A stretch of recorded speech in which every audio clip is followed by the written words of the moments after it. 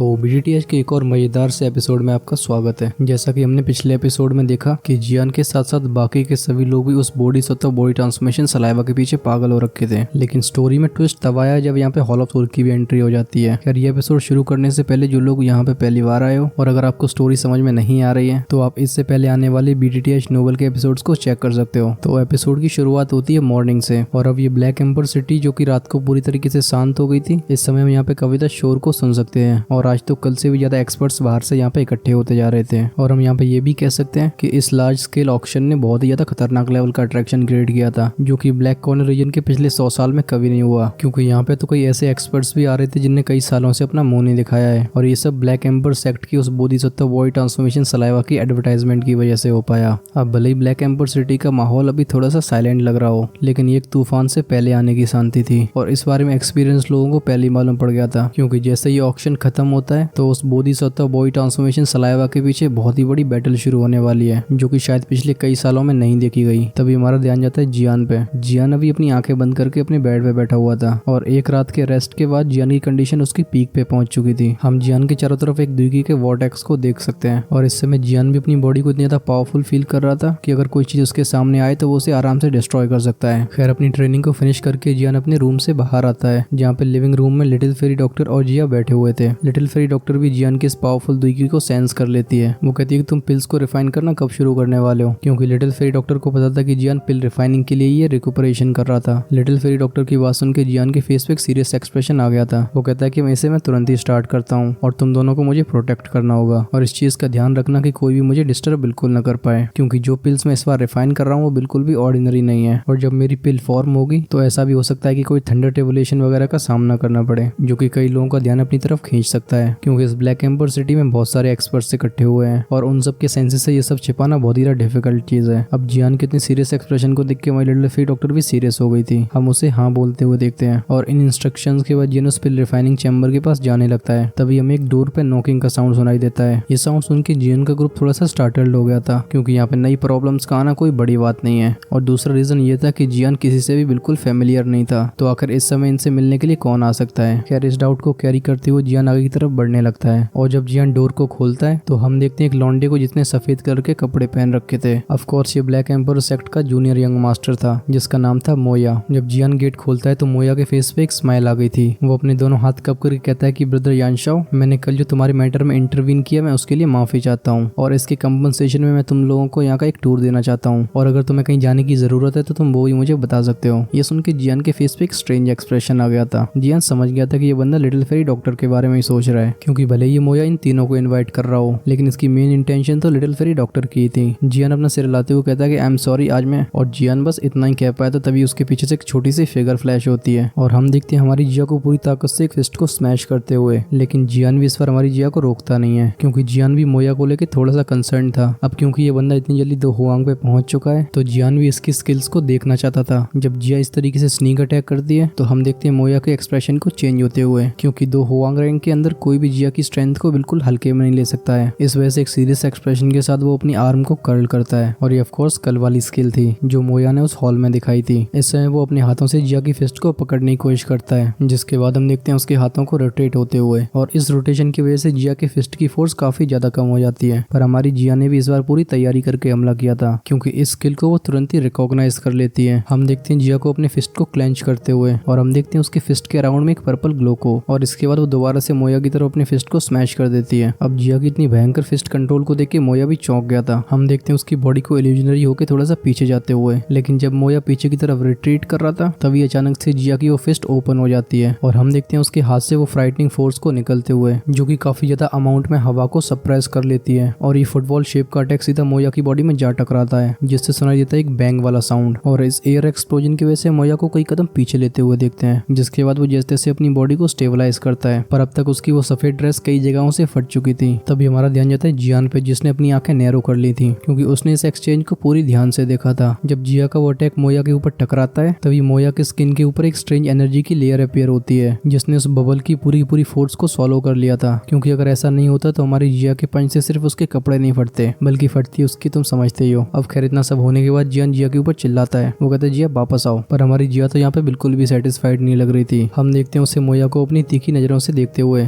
जिसके बाद वो लिटिल फेरी डॉक्टर के पास आ जाती है। अब इस पंच के बाद हमारी जिया की रिजेंटमेंट काफी हद तक डिसअपियर हो चुकी थी, क्योंकि भले ही मोया की वो स्किल काफी ज्यादा अच्छी हो, पर इससे जिया के उस पंच की पूरी फोर्स नहीं अब्सॉर्ब हो पाई थी। इससे पहले मोया आगे कुछ बोल पाता तभी हम जियान की आवाज को सुन सकते हैं। जियान कहता है, जूनियर सेक्ट लीडर, ये छोटी बच्ची काफी ज्यादा इमेच्योर है, इस वजह से अगर हमने आपको ऑफेंड किया तो हमें क्षमा कर देना, और आज हमें कुछ जरूरी काम करने हैं जिसकी वजह से हम आपके साथ नहीं जा सकते। जैसे ही हमें टाइम मिलता है हम जूनियर यंग मास्टर को इसके बारे में इन्फॉर्म कर देंगे। और ये कहने के बाद जियान फटाक से रूम के अंदर एंटर हो जाता है, और ऑफ कोर्स उस डोर को बंद करना वो नहीं भूला था। और जब मोया इस बंद दरवाजे की तरफ देखता है तो हम देखते हैं उसका एक्सप्रेशन काफी ज्यादा अगली होते हुए, क्योंकि आज उसकी पिटाई होने वाली है ये उसने कभी नहीं सोचा था। क्योंकि यहाँ तो वो लिटिल फेरी डॉक्टर से थोड़ा सा चांस ढूंढने के लिए आया था, अब उसे क्या पता था इतनी छोटी सी लड़की से उसकी पिटाई हो जाएगी। वो कहता है, यान शाओ हाँ, ये यंग मास्टर तुम्हें याद रखेगा। और भी 2-3 गालियां देने के बाद वो एक ग्लूमी एक्सप्रेशन के साथ वापस चला जाता है। तभी सीन शिफ्ट होता है, हमें दिखाया जाता है वो रूम जहाँ पर जियान काफी तेजी से हंसे जा रहा था, क्योंकि शायद मोया का इस तरीके से लाल पीला हरा चेहरा कभी नहीं हुआ होगा, और आज जियान ने जिया का यूज करते हुए उसे अच्छा सबक सिखा दिया था। जियान कहता है कि मैं उम्मीद करता हूँ कि ये बंदा दोबारा से हमें परेशान करने नहीं आने वाला, वरना चीजें काफी ज्यादा खतरनाक हो सकती हैं, और तुम दोनों को भी इस रूम में रहने की जरूरत है। बाकी के सारे मैटर्स को पूरी तरीके से इग्नोर करो। वो एक लंबी सांस लेने के बाद कहता है, और अगर मेरे रिफाइनिंग पीरियड में कोई एंटर करता है तो उनकी तरफ बिल्कुल भी दया दिखाने की जरूरत नहीं है। ये सुनकर लिटिल फेरी डॉक्टर कहती है कि तुम्हें चिंता करने की जरूरत नहीं है, क्योंकि तुम्हें कोई भी डिस्टर्ब करने नहीं आ रहा। खैर जियान थोड़ी बहुत और बकवास करने के बाद अपने उस गेट को शट कर लेता है जिसपे काफी टाइम से धूल जमी हुई थी। जब जियान उस पिल रिफाइनिंग चेंबर में एंटर हो चुका था तब लिटिल फेरी डॉक्टर का ध्यान जाता है जिया की तरफ, और इस समय हमारी जिया अपने छोटे छोटे हाथों से अपने मुंह को पकड़ के काफी ज्यादा स्माइल कर रही थी। लिटिल फेरी डॉक्टर कहती है कि जो चीज मैंने तुम्हें दी थी तुमने उसका यूज किया। ये सुन के तो जिया और भी ज्यादा तेजी से हंसने लगती है। वो कहती है कि मैंने अपने उस पंच में उसे सीक्रेटली छिपा दिया था और अब शायद वो उसकी बॉडी में एंटर भी कर गया है। ये सुन के हमारी शाओशियान के फेस पे एक इविल स्माइल आ गई थी। वो अपनी चिलनेस से भरी वॉइस में कहती है, तो फिर सब कुछ ठीक ही है, क्योंकि अगर वो बंदा हमें और परेशान नहीं करता है तो ये उसके लिए अच्छी बात है, पर अगर उसने कुछ भी एक्शन लिया तो मैं उसकी हालत मौत से बदतर कर दूंगी। अगर इस समय उस मोया को पता होता कि लिटिल फेरी डॉक्टर ने उसे पॉइजन कर दिया है तो शायद 2-3 बाल्टी खून वो और फेंक देता। तभी हमारा ध्यान जाता है उस चेम्बर में जहाँ पे जियान एक रॉक पे बैठा हुआ था, और उसके राउंड में हम करीब 10+ जेड बोटल्स को देख सकते हैं। वेल एक्चुअली में ये जेड कंटेनर्स थे जिसमें अलग अलग तरीके की जड़ी बूटियां रखी हुई थी, और अगर कोई ध्यान से देखे तो उसे मालूम पड़ेगा कि ये चीजें बिल्कुल भी नॉर्मल नहीं है, क्योंकि पिछले आधे साल में ट्रैवल करते करते ये सारी की सारी जड़ी बूटियां जियान को उन माउंटेन्स में मिली थी। अब ऑफ कोर्स इसमें से कई सारी जड़ी बूटियां उसने जिया से लूटी थी, और अगर इनकी वैल्यू की बात करी जाए तो जियान ने जो 3 इंग्रेडिएंट्स उस मेडिसिनल हाउस से खरीदे थे इनकी वैल्यू उनसे बिल्कुल भी कम नहीं निकलेगी। और इस बार जियान जिस पिल को रिफाइन करने जा रहा था उसका नाम था जोंग ब्रेकिंग पिल, और इसे लेवल 6 की टीयर की पिल्स में टॉप ग्रेड में माना जा सकता है। और इसके इफेक्ट्स तो कुछ ऐसे हैं कि 2 हुआंग लेवल के पीक एक्सपर्ट्स भी इसको डिजायर करते हैं। अब भले से वॉरियर की स्ट्रेंथ नहीं बढ़ती हो, पर जब भी कोई 2 हुआंग के पीक का बंदा 2 जोंग में ब्रेक थ्रू करने जाता है तो इसे कंज्यूम करने के बाद उसके चांसेस करीब 10% से इंक्रीज हो सकते हैं। और तो और इस पिल को खाने के बाद उसकी स्ट्रेंथ काफी ज्यादा स्टेबलाइज हो जाती है, जिससे वो इजिली 2 जोंग में ब्रेक थ्रू को अटेम्प्ट कर सके। और इसका तीसरा फायदा ये था कि अगर उसका ब्रेक थ्रू फेल भी हो जाता है तब भी उसकी 2 हुआंग की पीक की स्ट्रेंथ बिल्कुल ड्रॉप नहीं होती थी। अब ये तो हमें पता है कि कोई 2 हुआंग से 2 जोंग में ब्रेक थ्रू करना चाहे तो वो काफी ज्यादा डिफिकल्ट बात है, और खासकर इसमें काफी ज्यादा रिस्क भी शामिल है, क्योंकि ब्रेक थ्रू के टाइम में उसकी ड्यूकी काफी ज्यादा आउट ऑफ कंट्रोल हो सकती है। और इसकी सबसे ज्यादा खतरनाक बात ये थी कि अगर ब्रेक थ्रू फेल हो जाता है तो उस बंदे की स्ट्रेंथ भी डिग्रेड हो जाती थी। अब जब भी हम 2 हुआंग के हाई लेवल की बात करते हैं तो वहाँ पे हर एक लेवल को क्रॉस करने में काफी ज्यादा टाइम और एफर्ट लगता है, और इस वजह से अगर किसी की स्ट्रेंथ डिक्लाइन हो जाती है तो वो बंदा तो बिल्कुल सुसाइड करने के मूड में आ जाएगा। इस रीजन की वजह से ये जोंग ब्रेकिंग पिल उन 2 हुआंग एक्सपर्ट के लिए बहुत ज्यादा इंपॉर्टेंट है। अब भले ही हमें 10% काफी ज्यादा कम लगे, पर इस 10% के लिए कई 2 हुआंग अपना पूरा घर बार बेचने के लिए तैयार हो जाएंगे। और ये जोंग ब्रेकिंग पिल जियान का टॉप कार्ड होने वाली है, जिसे वो बोधिसत्व बॉडी ट्रांसफॉर्मेशन सलाइवा को एक्वायर करने के लिए यूज करेगा। अब खैर ये सब सोचने के बाद जियान की नजर जाती है उन जेड बॉक्सेस पे, जिसके बाद वो एक गहरी सांस से अपने सारे के सारे इमोशंस को काम डाउन कर लेता है, और उसके एक फ्लिक के साथ ही 10,000 बीस्ट कल्डन उसके सामने अपीयर होता है, जो कि ग्राउंड में एक गोंग साउंड के साथ जाके रख जाता है। जियान अपनी आंखें नैरो करता है, जिससे उस जोंग ब्रेकिंग पिल का फॉर्मूला उसके दिमाग में एक बार फ्लैश होता है, और इसे एक बार फिर से ध्यान से देखने के बाद हम उसकी बॉडी को एक जेड ग्रीन फ्लेम से कवर होते हुए देखते हैं, जो कि एक पफ साउंड के साथ उसके हाथ में भी अपीयर हो जाती है। जियान फिर से एक बार फ्लिक करता है, जिससे वो फ्लेम उस कल्डन की तरफ शूट हो जाती है, और एक छोटी सी चिंगारी उस कल्डन के अंदर एंटर ही हुई थी। तभी हम देखते हैं इसे एक वॉल्केनो की तरह एक्सप्लोड होते हुए, और इस फ्लेम के इंक्रीज होने के साथ ही वो कल्डन और भी ज्यादा हॉट हो गया था। जियान कहता है कि हानफेंग के द्वारा छोड़ा हुआ कल्डन सच में काफी ज्यादा इंटरेस्टिंग है, क्योंकि ये मेरी हेवली फ्लेम्स के द्वारा कई बार रिफाइन हो चुका है, और उसके बाद इसने अपना शेप और साइज बिल्कुल सही रखा हुआ है। जियान को ऐसा भी लग रहा था कि इस कल्डन की क्वालिटी मास्टर के ब्लैक डीमन कल्डन से भी कंपेयर करी जा सकती है, क्योंकि इस कल्डन को कई बार यूज करने के बाद भी इसमें बिल्कुल क्रैक नहीं आया था। जियान अपने हाथ को वेव करता है, जिससे उस कल्डन का टेम्परेचर थोड़ा सा स्टेबल हो जाता है, और हम देखते हैं जियान के हाथ में एक सफेद कलर के जेड बॉक्स को, और उस जेड बॉक्स के अंदर थी एक ट्री ब्रांच। ये ट्री ब्रांच बस ऐसी लग रही थी जैसे ये बिल्कुल बर्फ से बनी हो। अब भले ये देखने में थोड़ी सी अजीब सी लग रही हो, लेकिन इसकी फ्रेग्रेंस से कोई भी जान जाएगा ये बिल्कुल भी ऑर्डिनरी चीज नहीं है। खैर इसे कोल्ड मैरो ट्विग बोला जाता है। अब बस नाम फाम को छोड़ो, बस ये समझ लो कि ये सिर्फ बहुत ही ज्यादा कोल्ड जगहों पे मिलती है, और अगर कोई कोल्ड दुखी वाला बंदा इसे एब्जॉर्ब कर ले तो उसकी दुखी और भी ज्यादा डेंस हो जाएगी, और इस वजह से उनकी आंखों में से काफी ज्यादा प्राइसलेस माना जाता है। अब खैर जियान को माउंटेन्स में लकीली एक कोल्ड पॉन्ड मिल गया था, जहाँ पे एक मैजिकल बीस्ट लेवल 7 में ब्रेक थ्रू करने वाला था, और जब जियान वहाँ पहुंचता है तो उस बीस्ट ने जियान की चटनी बना दी होती, क्योंकि जियान ने इस आइस कोल्ड ट्विग को चुरा लिया था, जिस वजह से वो बीस्ट जियान को 50 किलोमीटर तक भगा भगा के मारता है। जियान अपनी 2 उंगलियों से उस टहनी को अपने हाथ में पकड़ लेता है, और हम देखते हैं उसकी 2 उंगलियों को फ्रीज होते हुए। अब खैर जो तुम सोच रहे हो वही हुआ है, क्योंकि अगले ही पल जियान के पूरे हाथ को एक जेड ग्रीन फ्लेम ने कवर कर लिया था, जिससे वो कोल्डनेस पूरी तरीके से एक्सपेल हो जाती है। अब खैर जियान आगे और भी ज्यादा डिले नहीं करता है, हम देखते हैं उस टहनी को कल्डरन में जाते हुए, और जब हेवनली फ्लेम और वो सफेद टहनी एक दूसरे से मिलते हैं तो वो एक दूसरे को एरोड करने की पूरी कोशिश कर रहे थे। हम वहाँ से एक सफेद फॉग को बाहर आते हुए भी देखते हैं। अब ये जियान की हेवनली फ्लेम से इसलिए कम्पीट कर पा रहा था क्योंकि ये पूरी की पूरी टहनी बहुत ही डेंस आइस कोल्ड एनर्जी से बनी हुई थी,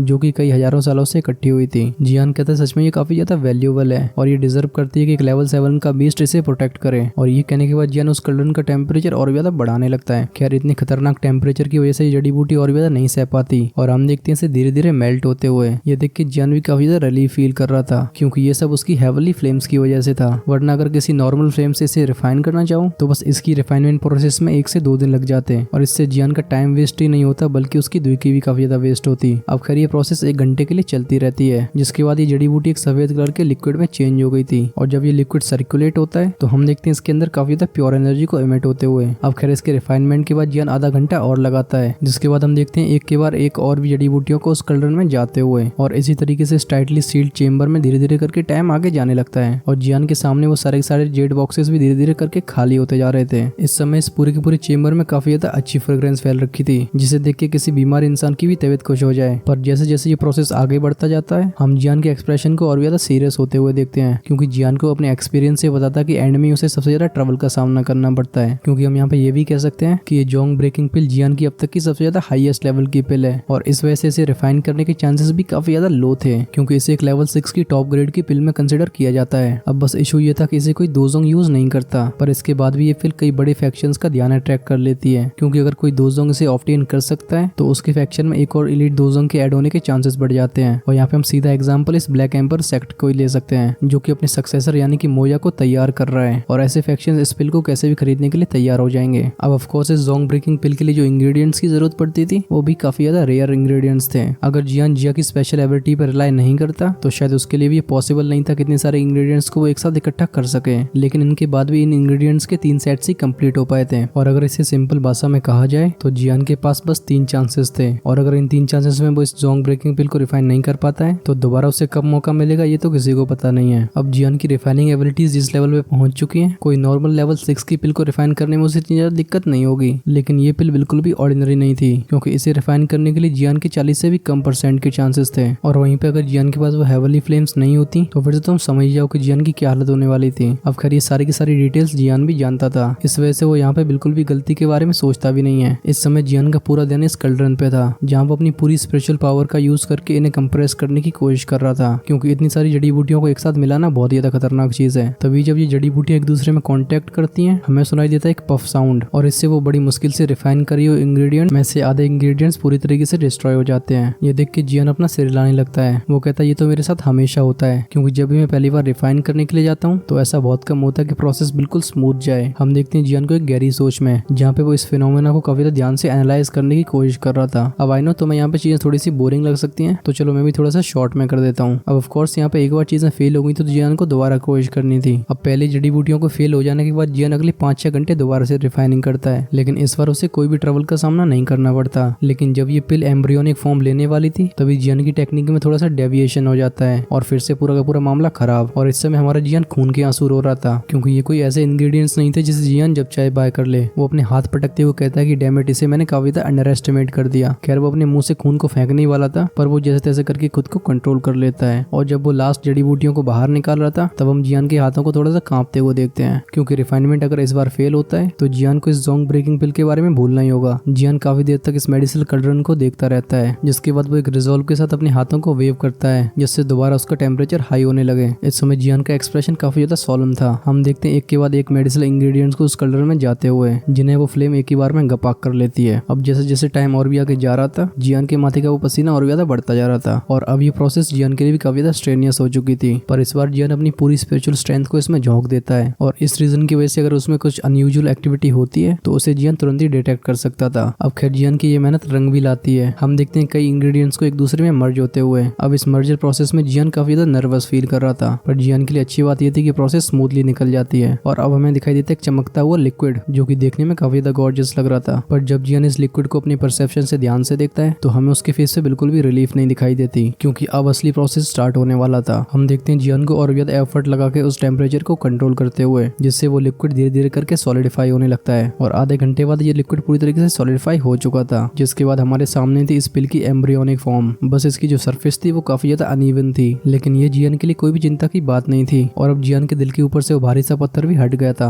क्योंकि ये स्टेप ही सबसे ज्यादा डिफिकल्ट था और अब जियान को बस फ्लेम को अच्छे से मेंटेन करना था, जिससे ये एम्ब्रियोनिक पिल थोड़ी सी वार्म रहे। और अगर जियान ऐसा कर पाता है तो कुछ ही समय बाद हमें ये जोंग ब्रेकिंग पिल दिखाई देगी और हम भी अपने इस एपिसोड को यहीं पे करते हैं खत्म, क्योंकि वहां से माहौल काफी ज्यादा गर्म होने वाला है और आपको जो मजा आएगा वो तो नेक्स्ट लेवल पे ही जाएगा, जहाँ पे हम मिलेंगे कुछ नए तो कुछ पुराने लोगों से और साथ ही इस ऑक्शन में हमें कई नए आइटम्स इंट्रोड्यूस भी करवाए जाएंगे। सो जो पहली बार विजिट कर रहे हो चैनल को सब्सक्राइब कर लेना, जिससे आगे आने वाले एपिसोड की नोटिफिकेशन तुम्हें सबसे पहले मिल जाए। और अगर इससे पहले वाले एपिसोड तुमने नहीं देखे हैं तो मैं 100% रिकमेंड करूंगा कि चेकआउट करो और पिछले वाले एपिसोड को तुम लेफ्ट साइड में क्लिक करके देख सकते हो, क्योंकि नेक्स्ट एपिसोड के आते ही आपको वो राइट साइड में अवेलेबल करवा दिया जाएगा। सो हम मिलते हैं वीडियो को इस बार, तब तक के लिए stay safe, tata and bye bye.